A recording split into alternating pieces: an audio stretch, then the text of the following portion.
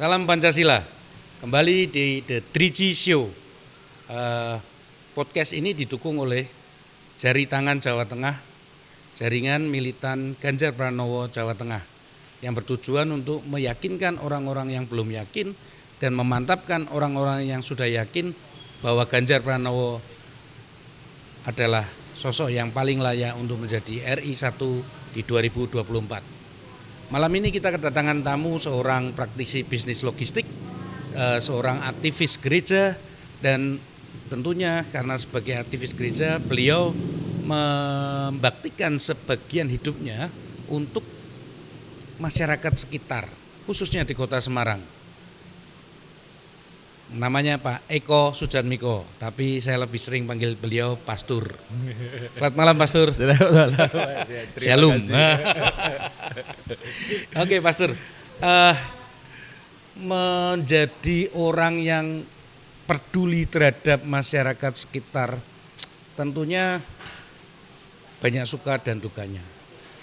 Monggo Pastur cerita awalnya gimana kok bisa jadi apa namanya tadi, pergerakan kota ya? Yayasan Berkat Bagi Kota. Yayasan Berkat Bagi Kota. Ya. Oke, silakan Mas. Iya. Awalnya sebenarnya Perkenalan dulu. perkenalan ya. Nama saya Eko Sujatmiko. Iya. Bisnis saya di logistik dan trading di food processing. Oke. Pergerakan Yayasan Sosial ini kita bentuk mulai tahun 2016. Baru berarti. Baru Iya. 2016. Awalnya kita mulai bergerak itu dari anak jalanan. Anak jalanan. Ya, jadi awalnya itu begini. Kebetulan saya Bikin rumah singgah gitu? Oh enggak, kita kerjasama. Oh langsung. Jadi awalnya itu karena saya juga buying agent dari buyer juga. Ya. Waktu kita jemput di bandara, di Tugu Muda itu banyak orang ngicik-ngicik. Oh ya, pengamen jalanan. Ya, Sempat buyer saya tanya, negaramu itu kaya, tapi kok masih ada orang seperti ini? Ay. Wah, saya tergugah begitu. Iya. Langsung inget pasal 33. Kok pasal 33? Anak miskin, orang miskin terlantar di belahan negara. Oke. Nah, setelah itu baru kami dengan teman-teman yang rindu untuk bisa berdampak ya.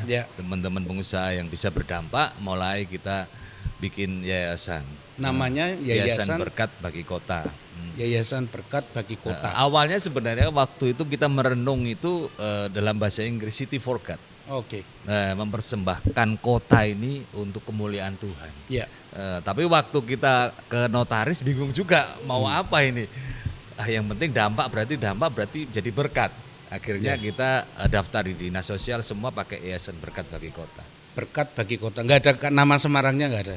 Kota aja. Berkat Berarti Bagi Kota. bisa berkembang ke kota-kota yang lain. Benar. Luar biasa. Iya. Aduh. Awalnya kita malah memberikan pembekalan di orang tua anak jalan, bukan anak jalan. Oh bukan anaknya, Bukan. tapi lah nyari orang tuanya apa gampang? Di Semarang kan ada Kampung Pelangi. Oke. Rata-rata mereka berasal dari situ. Mereka berasal dari situ. Oh. Dan anak-anaknya ini disuruh ke jalan karena orang tuanya memang jobless. Oke. Iya. Lah sehingga kita sasar di orang tuanya supaya mindsetnya berubah. Dan itu nggak gampang. Susah itu pasti. Susah banget. Iya. Terus penolakannya bagaimana? Awal waktu kita kasih pelatihan, dia langsung ini duit era. Yes. Biasa gitu. Satu duit ora. Terus kedua ngomong ini pengkristenan. Pernah dicurigai gitu nggak? Kebetulan enggak. Oh kebetulan enggak. Karena kita nggak bawa nama itu. Nggak bawa nama. Nggak bawa nama itu. Oke, terus akhirnya mereka kita tantang, kita kasih uang, tapi kita mau minggu depan harus ada hasil. Kita bagi, tapi mereka nggak ada yang mau terima. Karena takut Uangnya cuma habis. Nggak bisa ada hasil. Oke, berarti mereka boleh dikatakan unskilled. Betul. Uneducated. Iya. Oke. Benar. Dari 25 peserta itu cuma 2 orang yang mau nerima uang. Yang mau bekerja. Jadi yang mau benar-benar dia masuk, kita audisi. Ya. Dia bisa apa? Ternyata dia bisa bikin masakan. Oke. Terus bikin sabun. Akhirnya kita arahkan ke teman-teman yang punya angkringan, terus teman yang manajer hotel, kita bisa supaya mereka bisa masuk produk. Dari 25 cuma 2 orang aja. Waduh, yang lainnya maunya cuma uang toh. Benar. Atau karena mungkin uangnya dipakai untuk senang-senang begitu, Pak Sur? Ya, seringkali dia alasannya untuk kebutuhan. Oke. Karena instan ya. Jarang dia mau proses untuk bekerja, itu jarang. Tapi memang mereka tahu bahwa anaknya di-deliver untuk menjadi anak jalanan, untuk cari uang gitu. Iya. Oh. Begitu. Iya. Makanya sempat waktu itu kita juga share ke Pemkot waktu itu. Tapi kayaknya nggak langsung gigi satu. Oh, lambat birokrasi. Iya, makanya kita berharap ya udah kita bergerak sendiri. Belum sempat ngomong sama Pak Ganjar. Nah, belum ketemu waktu itu. Ketemunya di Ginsi ya. Oke. Nah, terus selain itu kita bergerak juga di kelurahan. Di kelurahan waktu itu pas bayi stunting gizi buruk itu lagi marak, terutama di kelurahan-kelurahan pinggiran di Semarang itu. Ironis ya, di kota Semarang itu masih ada yang stunting. Tapi ini sudah mulai bagus, beberapa kelurahan sudah bagus. Ya, Mbak Ita programnya bagus, di beberapa daerah sudah mulai. Beberapa daerah di beberapa kota Semarang ya, kelurahan, begitu. Awalnya yayasan berapa orang itu, Pak Sur? Yayasan awalnya itu kita bergeraknya sebenarnya dari teman-teman di Prias Jati ya. Di Prias Jati. Ya. Saya angkatan 2. Ya kita tawari siapa yang mau bergerak bareng. Ya udah akhirnya kita buka yayasan ini. Sekarang anggotanya kurang lebih? Ya kita dari beberapa itu memang banyak yang lebih banyak ke divisi-divisi ya. Ada yang di kelurahan, ada yang di pelatihan, ada yang di sekolah maupun di pemuritan. Kita gandeng soalnya beberapa pergerakan yang lain. Kita nggak bergerak sendiri. Oke. Jadi kita kerjanya bareng-bareng. Misalkan kita waktu itu kita adakan pelatihan di Kampung Pelangi. Nah, kita adakan pelatihan itu satu kampung. Kita adakan. Jadi ibu-ibunya, bapak-bapaknya kita bikin kelas. Mau mereka? Iya, 1 hari kayak seminar sehari gitu. Pagi, siang, sampai malam kita kasih makan, kita sangoni semua. Ya kalau nggak gitu kan mungkin kan nggak ada daya tariknya. Tapi hasilnya memang nggak maksimal. Sempat dari dinas terkait datang waktu itu, dinas koperasi dan juga dinas sosial yang datang. Tapi saya melihat memang peran pemerintah harusnya lebih serius ya. Ya. Mungkin karena mereka terbiasa birokrasi lah. Jadi lebih kalau yang bisa lambat kenapa harus dicepetin. Tapi ini ironis sekali loh, di sebuah kota dikatakan kota Semarang masih ada anak-anak yang stunting, masih ada kelompok-kelompok orang yang hidup di bawah garis kemiskinan. Benar. Karena mereka kan seperti pengangguran terselubung ya. Betul. Rumah punya, tapi nggak ada pekerjaan. Benar. Dan itu mungkin nggak cuma di satu kampung, Pak Sur. Iya. Di beberapa tempat bahkan waktu kita adakan pelatihan, kita juga ada pelatihan ibu-ibu PKK ya. Di beberapa 2 kelurahan yang kita udah kerjakan selama ini. 2 kelurahan ini kita ternyata dapat data.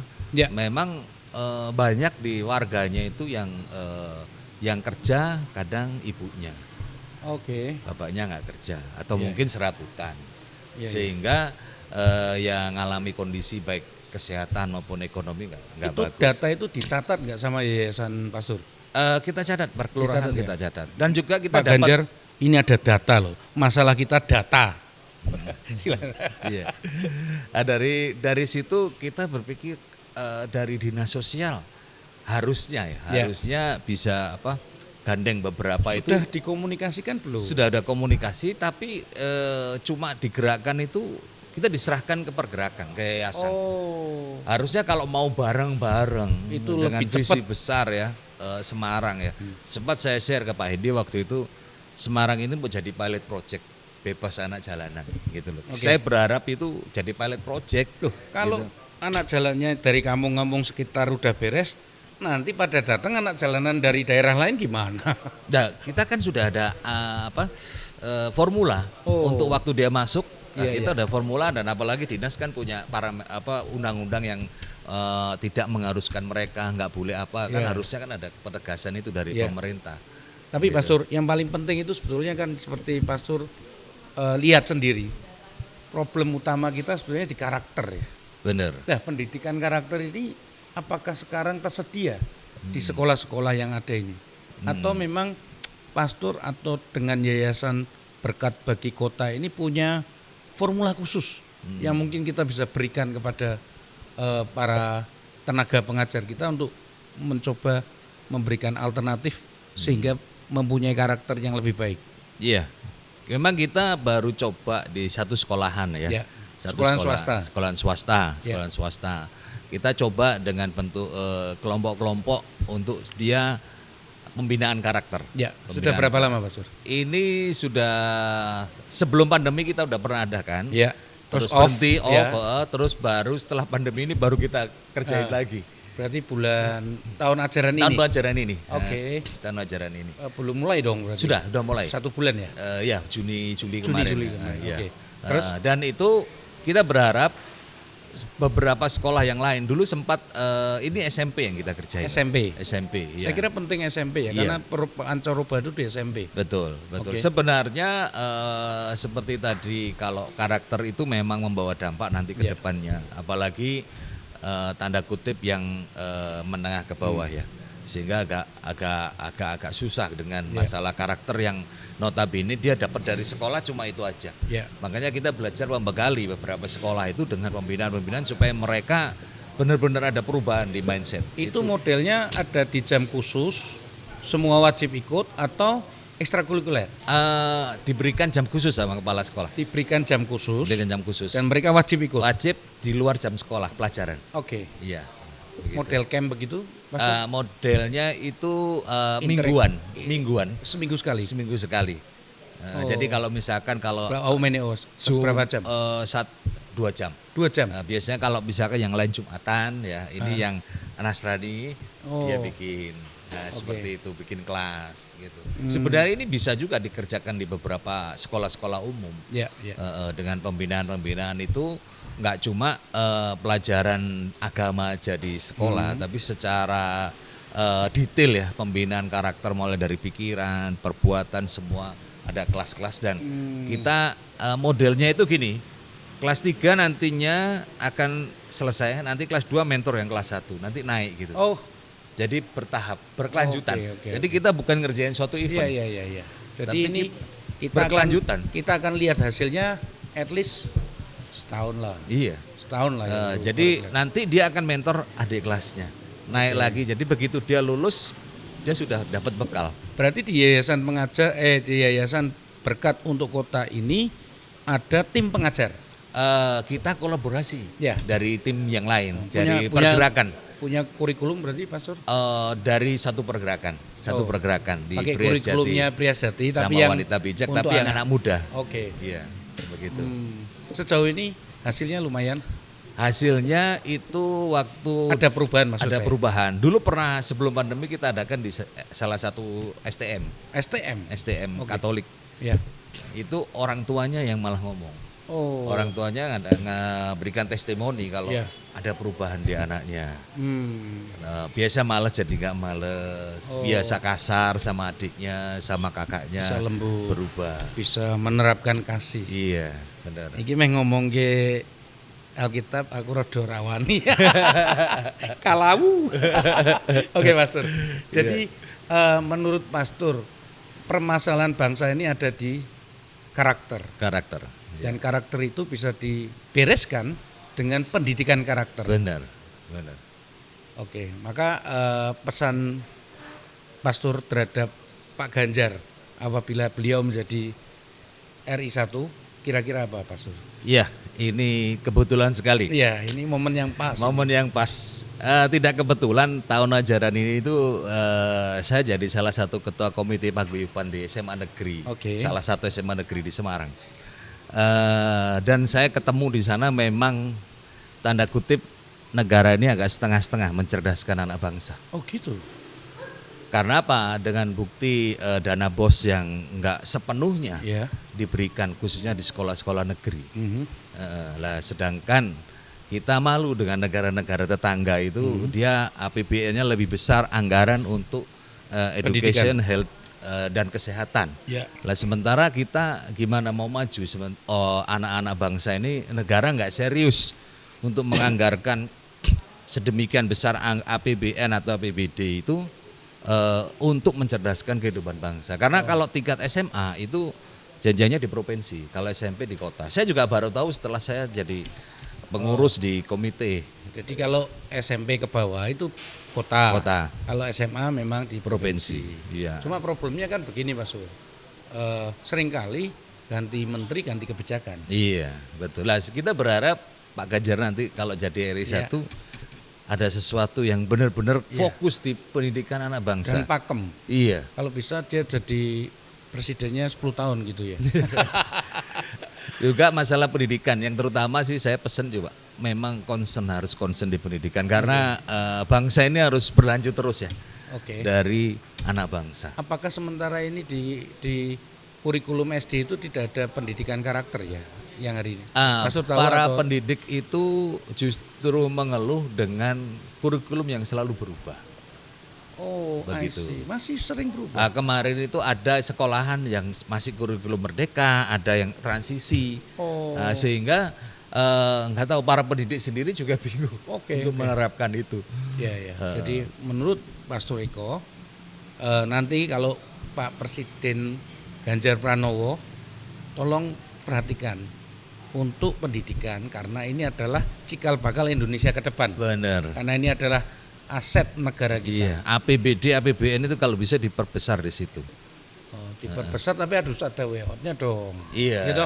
Kalau diperbesar nggak ada WO-nya nanti malah buat pengawasan. Iya dong, kalau nggak buat bancaan. Iya, betul. Begitu Pak Iko, Pak Suriko, terima kasih untuk waktunya. Salam buat Pak Ganjar dari komunitas aktivis di Semarang. Iya. Selamat malam, salam Pancasila.